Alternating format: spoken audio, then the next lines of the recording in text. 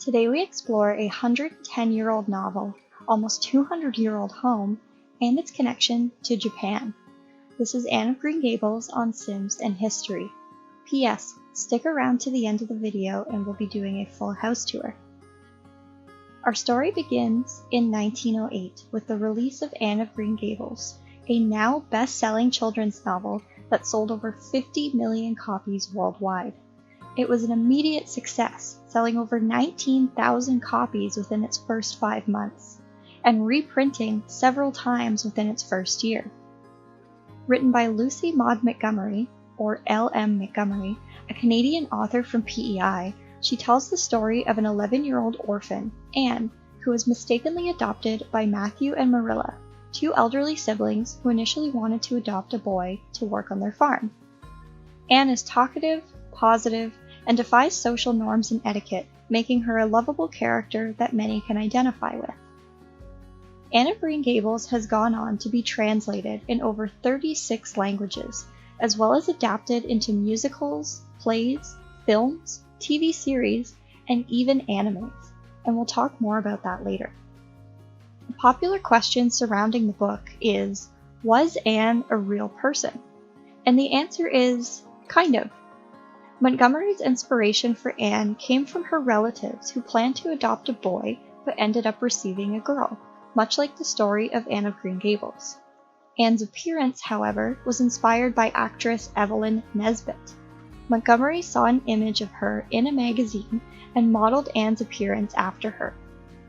Although inspired by a real story, Anne is still a fictional character. Green Gables was built in several stages throughout the 1830s to 1870s and was originally built and owned by the McNeil family, relatives of L.M. Montgomery. In 1921, it was expanded to create the L shape that it has today. The house features 5 bedrooms, a dining room, a sewing room, and a parlor, which is a room in a home where people can sit and talk.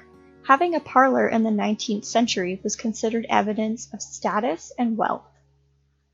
Green Gables was vacant as of the 1930s and was purchased by the Government of Canada. It was later furnished in the 70s to resemble the home depicted in the novel.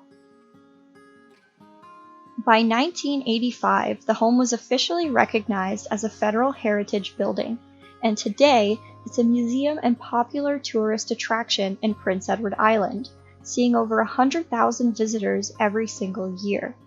I couldn't find any specific statistics on tourism revenue, but I think it's safe to say that it makes up a large portion of PEI's economy.